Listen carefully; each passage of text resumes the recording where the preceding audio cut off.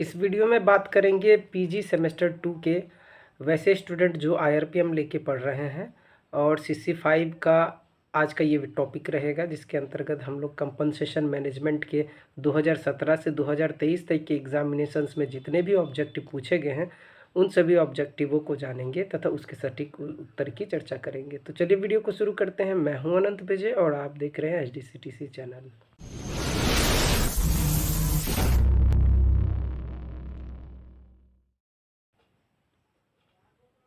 पहला जो क्वेश्चन आप सभी के स्क्रीन पे जो दिख रहा होगा वो मजदूरी के घटक से संबंधित है। क्वेश्चन है, महंगाई भत्ता मजदूरी का एक घटक है। तो जी हाँ, महंगाई भत्ता मजदूरी का एक घटक होता है। मजदूरी के मुख्यतः 4 घटक होते हैं जिनको आप इस प्रकार से याद रख सकते हैं, इस ट्रिक से याद रख सकते हैं। बौड़ा आई फेसबुक चलाने वाली, तो BW से हो जाएगा बेसिक वेज, जिसे मूल मजदूरी कहा जाता है। ठीक है। DA से हो जाएगा डियरनेस अलाउंस, जिसको महंगाई भत्ता कहा जाता है। IE से हो जाएगा इंसेंटिव अर्निंग, जिसे प्रोत्साहन अर्जन भी कहा जाता है। और FB से हो जाएगा फ्रेंच बेनिफिट्स, जिसे अनुषंगी हित लाभ के नाम से जाना जाता है। तो इस प्रकार से मजदूरी के मुख्यतः 4 घटक होते हैं और क्वेश्चन था मजदूरी भत्ता मजदूरी का एक घटक है, तो इस प्रकार से इसका आंसर सत्य हो जाएगा।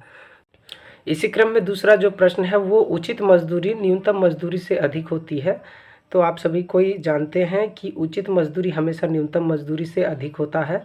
और दूसरे शब्दों में मैं अगर बताऊं तो न्यूनतम मजदूरी उचित मजदूरी की निचली सीमा कहलाती है। तो इस प्रकार भी हम लोग समझ सकते हैं कि उचित मजदूरी हमेशा न्यूनतम मजदूरी से अधिक होगी। तो क्वेश्चन है यहाँ पे उचित मजदूरी न्यूनतम मजदूरी से अधिक है, तो इसका आंसर क्या हो जाएगा? सत्य हो जाएगा, क्योंकि उचित मजदूरी की निचली सीमा को न्यूनतम मजदूरी कहा जाता है और वो उचित मजदूरी से हमेशा कम ही होगी। ठीक है। तीसरा प्रश्न है, मजदूरी का सामूहिक सौदेबाजी सिद्धांत 1882 में लिखा गया था। तो आप सभी कोई जानते होंगे, पार्ट 3 में या पार्ट 2 में आप लोग पढ़े भी होंगे इस चीज़ को, कि सामूहिक सौदेबाजी का जो सिद्धांत है सिडनी तथा बेट्राइस वेबर के द्वारा दिया गया था, जो कि 1891 में दिया गया था। और ये जो सिद्धांत है उनके एक पुस्तक आई थी, सामूहिक सौदेबाजी का सिद्धांत, उसी पुस्तक में इसका उल्लेख भी मिलता है। परंतु यहाँ क्वेश्चन में बोला गया मजदूरी का सामूहिक सौदेबाजी सिद्धांत 1888 में लिखा गया था, तो इस प्रकार से इसका आंसर क्या हो जाएगा? असत्य हो जाएगा। सही आंसर इसका होगा 1891 में लिखा गया था। ठीक है। चौथा प्रश्न, मजदूरी के जीवन निर्वाह सिद्धांत का प्रतिपादन डेविड रिकार्डो ने किया था। तो आप सभी ने ये पार्ट 2 में भी पार्ट 1 में भी पढ़ा था कि डेविड रिकार्डो ने मजदूरी के निर्वाह सिद्धांत का प्रतिपादन किया था और इसे मजदूरी के लौह सिद्धांत के भी नाम से जाना जाता है। तो 4 का आंसर क्या हो जाएगा? सत्य हो जाएगा, ट्रू हो जाएगा। ठीक। पांचवा क्वेश्चन है, मांग और एवं पूर्ति सिद्धांत मजदूरी का एक सिद्धांत नहीं है। बहुत ही इजी क्वेश्चन है। मांग और पूर्ति का सिद्धांत मजदूरी का एक सिद्धांत है और ये अल्फ्रेड मार्शल द्वारा 1890 ईस्वी में दिया गया था। ठीक है। तो इस प्रकार से पांचवे का आंसर क्या हो जाएगा? असत्य हो जाएगा, फॉल्स हो जाएगा। छठा प्रश्न है, बिंदु विधि कार्य मूल्यांकन की एक विधि है। इजी क्वेश्चन है और इसका आंसर क्या हो जाएगा? सत्य हो जाएगा, ट्रू हो जाएगा। अगला प्रश्न 7 नंबर, मजदूरी का विनियमन सरकार द्वारा नहीं किया जाता है। तो मैं आप सभी को बता दूं कि किसी भी प्रकार की अगर मजदूरी भारत में या किसी अन्य देश में बनती है तो उसका नियमन जो है आवश्यक रूप से सरकार करती है और सरकार इस बात का भी ध्यान रखती है कि वहाँ की मजदूरी क्या होनी चाहिए। तो उसका नियमन करना भी सरकार का एक दायित्व भी होता है मजदूरी का। ठीक है। तो 7 नंबर का आंसर क्या हो जाएगा? असत्य हो जाएगा, फॉल्स हो जाएगा, क्योंकि यहाँ बोला है नहीं किया जाता है सरकार के द्वारा। ठीक। तो 8 नंबर प्रश्न है, मजदूरी भिन्नता श्रम समस्याओं को जन्म देती है। तो आप सभी कोई इस उदाहरण से इसको समझ सकते हैं कि जहाँ पे मजदूरी अंतर होगा, मान लीजिए कोई एक ही प्रकार का कार्य कर रहा है, 2 उद्योग है जहाँ पे श्रमिक एक ही प्रकार के कार्य कर रहे हैं, एक उद्योग में ज़्यादा मजदूरी है, दूसरे उद्योग में कम मजदूरी है, तो ये निश्चित रूप से श्रम समस्या को बढ़ावा देगा। तो इस प्रकार से हम लोग कह सकते हैं कि मजदूरी भिन्नता जो है श्रम विवाद का एक कारण होता है। तो 8 का आंसर क्या हो जाएगा? सत्य हो जाएगा, ट्रू हो जाएगा। 9 नंबर प्रश्न है, मजदूरी एवं वेतन में अंतर होता है। तो आप सभी कोई पढ़े भी होंगे इससे पहले, मजदूरी और वेतन में अंतर तो होता ही है, बहुत सारा अंतर होता है। मजदूरी में क्या होता है कि आपको एक दिन आप अगर काम करते हैं तो उस कार्य के लिए जो पारितोषिक दिया जाता है आपको, वो आपकी मजदूरी कहलाती है। लेकिन वेतन के अंतर्गत क्या होता है, ये मासिक तौर पे दिया जाता है। और वेतन के अंतर्गत अगर आप एक आध दिन काम पे नहीं भी जाते हैं तो आपके वेतन में कटौती नहीं होती है। लेकिन मजदूरी के संदर्भ में ऐसा नहीं है, अगर आप काम पे नहीं जाएंगे तो आपको मजदूरी नहीं मिलेगी। दूसरी बात आप ये भी समझ लीजिए, मजदूरी के अंतर्गत आपको किसी प्रकार की पदोन्नति या कार्य की सुरक्षा का जो है अभाव रहता है। लेकिन वेतन के अंतर्गत पदोन्नति की सुविधा रहती है और इसके अंतर्गत कार्य की सुरक्षा भी उपलब्ध होती है। तो इस प्रकार से आप लोग समझ पा रहे हैं कि बहुत सारे अंतर पाए जाते हैं मजदूरी और वेतन के अंतर्गत। तो इसका आंसर क्या हो जाएगा, सत्य हो जाएगा, ट्रू हो जाएगा। ठीक है। 10 नंबर प्रश्न है, अंतर उद्योग मजदूरी भिन्नता मजदूरी भिन्नता का एक रूप है। तो जी हाँ, अंतर उद्योग मजदूरी भिन्नता जो है मजदूरी भिन्नता का एक प्रकार होता है, जो कि आप देखने को मिलेगा आपको उदाहरण के तौर पे ऐसा कि एक ही उद्योग में विभिन्न प्रकार की मजदूरी पाई जाती है। ठीक है, एक ही प्रकार के उद्योग में। तो इस प्रकार से इसका आंसर क्या हो जाएगा, सत्य हो जाएगा, ट्रू हो जाएगा। 11 नंबर प्रश्न है, मजदूरी निर्धारण में सौदेबाजी की कोई भूमिका नहीं होती है। तो इसको आप इस उदाहरण से समझ लीजिए कि आप अगर मान लीजिए कोई दैनिक कार्य करने वाला कोई श्रमिक है, तो वो अगर किसी चौक पे, लेबर चौक पे अगर जाता है तो वो सबसे पहले सौदेबाजी ही करता है।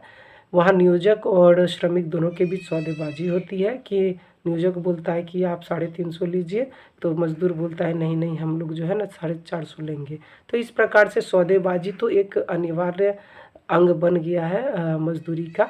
और आप सभी कोई जानते भी हैं कि मजदूरी के सामूहिक सिद्धांत जो है इसी प्रकार से विकसित भी हुए थे। तो यहाँ क्वेश्चन था, मजदूरी निर्धारण में सौदेबाजी की कोई भूमिका नहीं है। तो इसका आंसर क्या हो जाएगा, असत्य हो जाएगा, फॉल्स हो जाएगा। 12 नंबर प्रश्न है, पुरुषों की तुलना में महिला श्रमिक कम गतिशील होती है। तो जी हाँ, श्रमिक तो कम गतिशील होते ही हैं, आप लोग जानते ही हैं। पारिवारिक समस्याओं या पारिवारिक उलझन हो गया, यातायात की सुविधा इत्यादि जो है असुविधाओं के कारण श्रम की गतिशीलता बहुत ही कम होती है। लेकिन उसमें भी अगर बात करें, पुरुषों की तुलना में महिलाओं की गतिशीलता जो है, महिला श्रमिक की गतिशीलता और भी ज़्यादा कम होती है। तो इस प्रकार से इसका आंसर क्या हो जाएगा, सत्य हो जाएगा, ट्रू हो जाएगा। ठीक है। अगला प्रश्न है, कार्यानुसार 13 नंबर प्रश्न, कार्यानुसार मजदूरी प्रणाली में मजदूरी की राशि तय रहती है। तो नहीं, आप सभी कोई जानते हैं कि मजदूरी भुगतान के 2 तरीके होते हैं। पहला हो गया समयानुसार मजदूरी, दूसरा हो गया कार्यानुसार मजदूरी। कार्यानुसार मजदूरी के अंतर्गत आप जितना काम करते हैं उसी हिसाब से आपको वेतन या मजदूरी दिया जाता है। लेकिन समयानुसार मजदूरी में समय के अनुसार मजदूरी मिलती है। अर्थात कहने का अर्थ है कि अगर आप 8 घंटा में 350 कमा रहे हैं एक दिन में, तो दूसरे दिन भी 8 घंटा में 350 ही कमाइएगा। लेकिन कार्यानुसार मजदूरी में ऐसा कुछ नहीं होता है।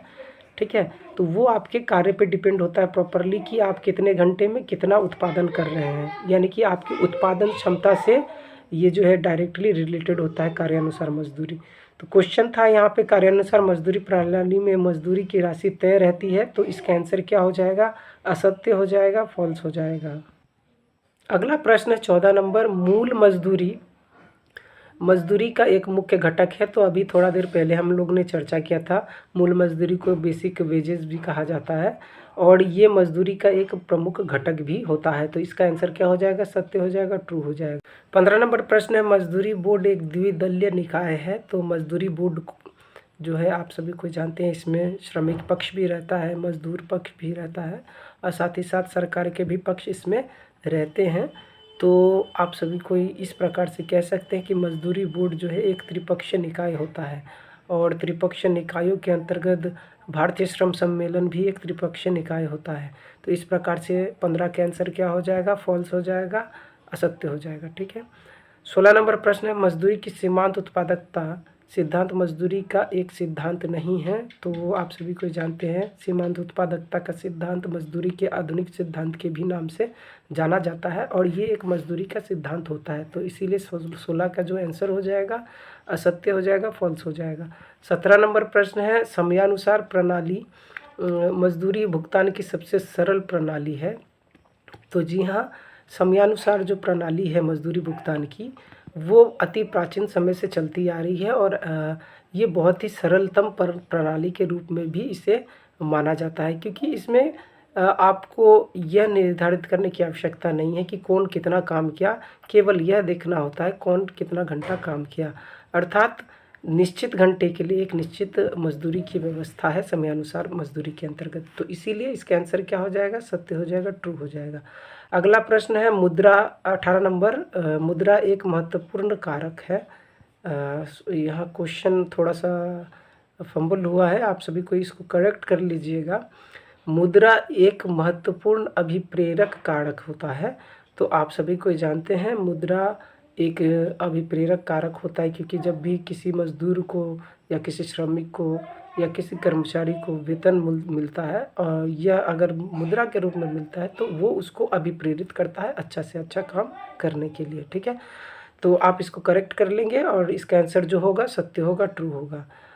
19 नंबर प्रश्न है, मजदूरी सरकार द्वारा विनियमित होती है। तो अभी आपने एग्जाम्पल के तौर पे देखा था कि कोई भी मजदूरी हो, चाहे वो न्यूनतम मजदूरी हो, उचित मजदूरी हो या निर्वाह मजदूरी हो, ये सभी सरकार के द्वारा विनियमित किए जाते हैं। तो इसका आंसर क्या हो जाएगा? सत्य हो जाएगा, ट्रू हो जाएगा। अगला प्रश्न 20 नंबर, न्यूनतम मजदूरी उचित मजदूरी की निचली सीमा है। तो इसकी चर्चा हम लोगों ने अभी थोड़ा देर पहले किया कि उचित मजदूरी की निचली सीमा को न्यूनतम मजदूरी कहा जाता है, जबकि ऊपरी सीमा को निर्वाह मजदूरी के नाम से जाना जाता है। ठीक है, तो इस प्रकार से 20 का आंसर क्या हो जाएगा? सत्य हो जाएगा, ट्रू हो जाएगा। अगला प्रश्न है, the wealth of nation Adam Smith द्वारा रचित पुस्तक का नाम है। तो जी हाँ, the wealth of nation Adam Smith के द्वारा रचित पुस्तक है।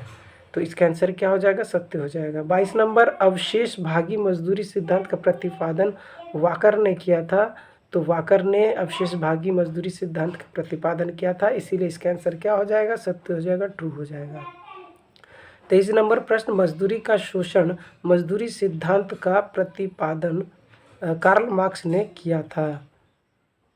मजदूरी का शोषण सिद्धांत का प्रतिपादन कार्ल मार्क्स द्वारा किया गया था और वो सदैव ही श्रमिकों के पक्ष में रहे हैं और इसी संदर्भ में उन्होंने एक प्रतिपादन भी किया था जिसको मजदूरी के शोषण का सिद्धांत के नाम से जाना जाता है। तो इसका आंसर क्या हो जाएगा? ट्रू हो जाएगा। ठीक है, सत्य हो जाएगा। अगला प्रश्न, सीमांत उत्पादकता सिद्धांत जेबी क्लर्क द्वारा दिया गया था। मजदूरी के सीमांत उत्पादकता का सिद्धांत, जिसे आधुनिक सिद्धांत भी कहा जाता है मजदूरी का, और इसका प्रतिपादन जेबी क्लर्क द्वारा किया गया था। तो इसीलिए इसका आंसर क्या हो जाएगा? सत्य हो जाएगा, ट्रू हो जाएगा। 25 number, distribution of wealth Karl Marx ने लिखा था। तो नहीं, डिस्ट्रीब्यूशन ऑफ वेल्थ जो है कार्ल मार्क्स ने नहीं लिखा था।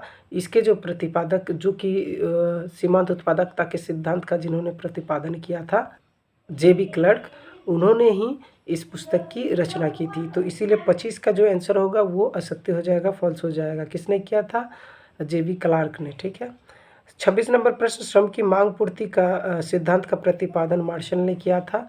तो जी हाँ, मार्शल ने, एल्फ्रेड मार्शल इनका पूरा नाम था और इन्होंने श्रम की मांग पूर्ति सिद्धांत का प्रतिपादन 1890 ईस्वी में किया था। तो इस प्रकार से 26 का आंसर क्या हो जाएगा? सत्य हो जाएगा, ट्रू हो जाएगा। 27 नंबर प्रश्न है, सामूहिक सौदेबाजी का सिद्धांत डेविडसन ने दिया था। तो डेविडसन ने भी सामूहिक सौदेबाजी के सिद्धांत का प्रतिपादन किया था। तत्पश्चात इसकी व्याख्या सिडनी और बेट्राइस वेबस ने बहुत ही अच्छे रूप में की थी। ठीक है, तो इसीलिए 27 का आंसर क्या हो जाएगा? सत्य हो जाएगा, ट्रू हो जाएगा। 28 नंबर प्रश्न, the bargaining theory of wages Davidson द्वारा लिखा गया था। तो जी हाँ, चैनल पे पहली बार आए तो चैनल को जरूर सब्सक्राइब करें। वीडियो के डिस्क्रिप्शन में टेलीग्राम ग्रुप का लिंक है, उस ग्रुप को जरूर ज्वाइन करें और इस वीडियो को लाइक करके शेयर जरूर करें। 29 नंबर प्रश्न है, निर्वाह मजदूरी न्यूनतम मजदूरी से अधिक होती है। तो आप सभी को जानते हैं न्यूनतम मजदूरी उचित मजदूरी की निचली सीमा है, जबकि उचित मजदूरी की ऊपरी सीमा को जो है निर्वाह मजदूरी कहा जाता है। और निर्वाह मजदूरी के अंतर्गत श्रमिकों की न्यूनतम आवश्यकताओं के अतिरिक्त उनके जो भी आवश्यकता वाली चीज़ है, अन्य आवश्यकता वाली चीज़ों की पूर्ति की जाती है। तो इस प्रकार से हम लोग कह सकते हैं कि निर्वाह मजदूरी न्यूनतम मजदूरी से अधिक होती है। तो इसका आंसर क्या हो जाएगा? ट्रू हो जाएगा, सत्य हो जाएगा। आप एक कंडीशन को याद रखिएगा हमेशा। कंडीशन ये है कि न्यूनतम मजदूरी उचित मजदूरी से कम होता है और उचित मजदूरी निर्वाह मजदूरी से कम होता है। तो आप सभी को इस ट्रिक से याद रख सकते हैं इसको। एम एम एम से हो गया मिनिमम वेज, और एफ से हो गया फेयर वेज, और एल से हो गया लिविंग वेज। तो एम एफ एल से आप लोग याद रख सकते हैं। सबसे कम क्या होगा? मिनिमम वेज, और उससे थोड़ा उसके बाद आएगा उचित मजदूरी जिसे फेयर वेज कहा जाता है, और तत्पश्चात लिविंग वेजेस आएगा। ठीक है। 30 नंबर प्रश्न है, कार्यानुसार मजदूरी भुगतान पद्धति श्रमिकों को आर्थिक सुरक्षा प्रदान करती है। तो इसका विचार करने के पश्चात आप सभी को पता चलेगा कि कार्यानुसार मजदूरी श्रमिकों को आर्थिक सुरक्षा प्रदान नहीं करती है, क्योंकि इसके अंतर्गत एक श्रमिक जितना कार्य करता है उसके ही अनुरूप उसकी मजदूरी दी जाती है, और उसका कोई फिक्सेशन नहीं होता है कि आप अगर 8 घंटे भी लगा के अगर कोई काम कर रहे हैं तो 400 ही रुपये मिलेगा, और आप उसी काम को 1 घंटे में भी कर दे रहे हैं तो भी आपको 400 रुपये ही मिलेगा। कार्यानुसार मजदूरी के अंतर्गत आपके कार्य किसी भी श्रमिक के कार्य के ऊपर जो है मजदूरी का निर्धारण किया जाता है। तो इस प्रकार से कार्यानुसार मजदूरी किसी भी श्रमिक को आर्थिक सुरक्षा प्रदान नहीं करती है। तो इसका आंसर क्या हो जाएगा? असत्य हो जाएगा, असत्य हो जाएगा, फॉल्स हो जाएगा। ठीक है, क्योंकि क्वेश्चन यहाँ था प्रदान करती है। ठीक।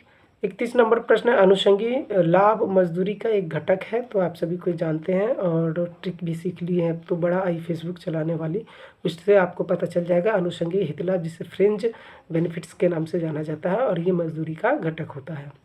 तो 31 का जो आंसर होगा वो सत्य हो जाएगा, ट्रू हो जाएगा। अगला प्रश्न है, भारतीय श्रम सम्मेलन एक द्विपक्षीय निकाय है। तो नहीं, मैंने अभी थोड़ा देर पहले बताया, मजदूरी बोर्ड और भारतीय श्रम सम्मेलन दोनों ही जो है एक त्रिपक्षीय निकाय होता है। साथ ही साथ आपको थोड़ा देर पहले मैंने ये भी बताया था कि इसके अंतर्गत श्रमिक, नियोजक तथा सरकार तीनों की भूमिका होती है। ठीक है, तो इस प्रकार से 32 का आंसर क्या हो जाएगा? फॉल्स हो जाएगा, असत्य हो जाएगा। 33 नंबर प्रश्न है, मजदूरी के सरकारी नियमन का उद्देश्य शोषण से सुरक्षा प्रदान करना है। तो जी हाँ, मजदूरी के सरकारी नियमन का उद्देश्य ही रहता है कि वो श्रमिकों को शोषण से बचा सके, और इसके लिए सरकार विभिन्न प्रकार के बोर्डों की भी स्थापना की है, जिसमें मजदूरी बोर्ड आता है, उचित मजदूरी समिति आता है, और अन्य प्रकार के सरकारी संस्थान भी आते हैं। ठीक है, तो इस प्रकार से 33 का आंसर सत्य हो जाएगा, ट्रू हो जाएगा। 34 नंबर प्रश्न है, मजदूरी भिन्नता कुशल कर्मचारियों के लिए लाभदायक होता है। तो जी हाँ, मजदूरी भिन्नता जो है एक कुशल कर्मचारी या कुशल श्रमिक के लिए इसलिए लाभदायक है क्योंकि जो ज़्यादा कुशल श्रमिक होंगे उसे ज़्यादा मजदूरी मिलेगा, और जो कम कुशल श्रमिक होंगे उसे कम मजदूरी मिलेगा। तो इस प्रकार से हम यह देख पा रहे हैं कि जो अधिक से अधिक कुशल श्रमिक होंगे उनकी मजदूरी अधिक से अधिक होगी। तो इस प्रकार से 34 का आंसर क्या हो जाएगा? सत्य और ट्रू। ठीक है। 35 नंबर प्रश्न, व्यवसाय या कौशल पर आधारित मजदूरी अंतर उचित है। तो जी हाँ, व्यवसाय या कौशल के आधार पर मजदूरी का जो अंतर पाया जाता है वो उचित होता है। आप इस उदाहरण से इसको समझ सकते हैं कि मान लीजिए कोई श्रमिक है जो कि 8 घंटे में मात्र एक प्रकार का कोई कार्य है जिसे कर पाता है, लेकिन कोई कुशल श्रमिक है जो उस कार्य को 4 घंटे में ही कर दे रहा है, तो उसे इस हिसाब से तो 4 घंटे में ही मजदूरी मिल जानी चाहिए। तो इसी वजह से व्यवसाय या कौशल के आधार पर जो मजदूरी होती है वो उचित मानी जाती है। तो इसका आंसर 35 का आंसर क्या हो जाएगा? सत्य या ट्रू हो जाएगा। ठीक है। 36 नंबर प्रश्न, श्रेणी विधि कार्य विश्लेषण की एक विधि है। तो जी हाँ, रैंकिंग मेथड इसे कहा जाता है, और ये कार्य विश्लेषण की एक विधि भी होती है। तो 36 का आंसर ट्रू हो जाएगा, सत्य हो जाएगा। 37 नंबर, मजदूरी दरों का निर्धारण श्रमिकों की उत्पादकता के आधार पर किया जाता है। तो जी हाँ, आप इसका उदाहरण भी देखे हैं। कार्यानुसार मजदूरी में जितना श्रमिक उत्पादित करता है उसी के हिसाब से उसको मजदूरी दी जाती है। तो इस प्रकार से हम लोग देखते हैं कि श्रमिक की उत्पादन क्षमता मजदूरी निर्धारक का एक प्रमुख घटक माना जाता है। तो इसका आंसर क्या हो जाएगा? सत्य हो जाएगा, ट्रू हो जाएगा। 38 नंबर प्रश्न है, समयानुसार मजदूरी मजदूरी भुगतान की सबसे प्राचीन और सरलतम प्रणाली है। तो जी हाँ, समयानुसार जो मजदूरी प्रदान की जाती है श्रमिकों को, ये सबसे सरल मानी जाती है, क्योंकि इसमें किसी भी श्रमिक या कर्मचारी के कार्य का मूल्यांकन करने की उतनी आवश्यकता नहीं होती है जितनी कि कार्यानुसार मजदूरी में। तो इस प्रकार से 38 का आंसर क्या हो जाएगा, सत्य हो जाएगा, ट्रू हो जाएगा। 39 नंबर प्रश्न, लिंग आधारित मजदूरी भिन्नता ज़्यादातर सरकारी क्षेत्रों में पाया जाता है। तो आप लोग देखे होंगे लिंग आधारित मजदूरी भिन्नता जो है मैक्सिमम रूप से जो है एक प्राइवेट सेक्टर में पाया जाता है, जो कि निजी संस्थानों में पाए जाते हैं। और सरकारी संस्थान जितने भी होते हैं वहाँ इस प्रकार का कोई भेदभाव नहीं होता है। अगर कोई ग्रुप डी में कोई महिला अगर चयनित हो जाती है तो उसको भी उतना ही सैलरी मिलता है जितना कि एक पुरुष को। तो इस प्रकार से आप लोग समझ सकते हैं कि सरकारी क्षेत्र में लिंग के आधार पर मजदूरी भिन्नता उतनी अधिक नहीं है जितनी कि प्राइवेट सेक्टर में। तो यहाँ जो क्वेश्चन बोला था ज़्यादातर सरकारी क्षेत्र में पाया जाता है, तो इसका आंसर क्या हो जाएगा, असत्य हो जाएगा, फॉल्स हो जाएगा। 40 नंबर प्रश्न, मजदूरी का सीमांत उत्पादकता सिद्धांत आधुनिक सिद्धांत कहलाता है। तो जी हाँ, मजदूरी का सीमांत उत्पादकता का सिद्धांत आधुनिक सिद्धांत भी कहलाता है मजदूरी का, जिसका प्रतिपादन जी.बी. क्लार्क द्वारा किया गया था। ठीक है, तो इसीलिए इसका आंसर क्या हो जाएगा, सत्य हो जाएगा, ट्रू हो जाएगा। 41 नंबर प्रश्न है, न्यूनतम मजदूरी जीवन के न्यूनतम स्तर के सिद्धांत पर आधारित होती है। तो जी हाँ, आप सभी को न्यूनतम मजदूरी की परिभाषा के अंतर्गत पढ़े होंगे। ये किसी भी श्रमिक या कर्मचारी की न्यूनतम आवश्यकताओं जैसे कि वस्त्र, भोजन और आवास के ऊपर आधारित होता है। तो इस प्रकार से हम लोग कह सकते हैं कि न्यूनतम मजदूरी जीवन की न्यूनतम आवश्यकताओं पर ही आधारित होता है। इसीलिए 41 का आंसर क्या हो जाएगा, सत्य हो जाएगा, ट्रू हो जाएगा। 42 नंबर प्रश्न, लिंग मजदूरी भिन्नता का एक आधार नहीं है। तो आप सभी को जान रहे हैं मेल और फीमेल जो है यानी कि लिंग जो है मजदूरी भिन्नता का आधार होता है, और इसके बारे में आप इससे पहले हम लोग चर्चा भी कर चुके हैं। तो इसका आंसर क्या हो जाएगा, असत्य। 43 नंबर प्रश्न है, लिंग के आधार पर मजदूरी भिन्नता न्यायोचित है। तो आप सभी को जानते हैं लिंग के आधार पर मजदूरी भिन्नता नहीं होनी चाहिए, क्योंकि एक महिला श्रमिक भी उतना ही परिश्रम करती है जितना कि एक पुरुष श्रमिक। और इस प्रकार से हम लोग ये कह सकते हैं कि लिंग के आधार पर मजदूरी में भिन्नता कभी भी उचित नहीं होती है। ठीक है, लेकिन आप अगर इसके बारे में विचार करें तो नियोजक के दृष्टिकोण से ऐसा लगता है कि महिलाएं कम जो है कुशलता के साथ या कम क्षमता के साथ कार्य कर सकती हैं, इसी वजह से उनके मजदूरी में अंतर पाया जाता है, लेकिन ये न्यायोचित नहीं होता है। तो इसीलिए इसका आंसर क्या हो जाएगा, असत्य हो जाएगा, फॉल्स हो जाएगा। 44 नंबर प्रश्न है, मजदूरी मंडल एक द्विपक्षीय निकाय है। तो मजदूरी मंडल अर्थात वेज बोर्ड हो गया। वेज बोर्ड जिसे हम लोग मजदूरी समिति या मजदूरी बोर्ड के भी नाम से जानते हैं, और ये एक त्रिपक्षीय निकाय होता है। इसकी चर्चा हम लोग पहले कर चुके हैं। इस प्रकार से 44 का आंसर क्या हो जाएगा, असत्य हो जाएगा, फॉल्स हो जाएगा। 45 नंबर प्रश्न है, मुद्रास्फीति वास्तविक मजदूरी को घटाता है। तो जी हाँ, मुद्रास्फीति जो है वास्तविक मजदूरी को घटाता है, क्योंकि इसके अंतर्गत श्रमिक की क्रय शक्ति कम हो जाती है, मौद्रिक मजदूरी की क्रय शक्ति कम हो जाती है। तो 45 का आंसर क्या हो जाएगा, सत्य हो जाएगा, ट्रू हो जाएगा। 46 नंबर प्रश्न, वास्तविक मजदूरी मौद्रिक मजदूरी की क्रय शक्ति कहलाती है। तो जी हाँ, वास्तविक मजदूरी को मौद्रिक मजदूरी के क्रय शक्ति के रूप में जाना जाता है, इसीलिए इसका आंसर क्या हो जाएगा, सत्य हो जाएगा, ट्रू हो जाएगा। अगला प्रश्न, मौद्रिक मजदूरी बढ़ाने से वास्तविक मजदूरी बढ़ती है। तो जी नहीं, ऐसा ज़रूरी नहीं है कि मौद्रिक मजदूरी अगर बढ़ गया तो वास्तविक मजदूरी में भी वृद्धि होगी, क्योंकि वास्तविक मजदूरी जो है किसी भी बाज़ार के वस्तु के मूल्य पे आधारित होती है कि वस्तु का मूल्य घटा है या बढ़ा है। लेकिन मौद्रिक मजदूरी केवल बढ़ जाने से ऐसा नहीं कहा जा सकता है कभी भी कि वास्तविक मजदूरी भी बढ़ी होगी।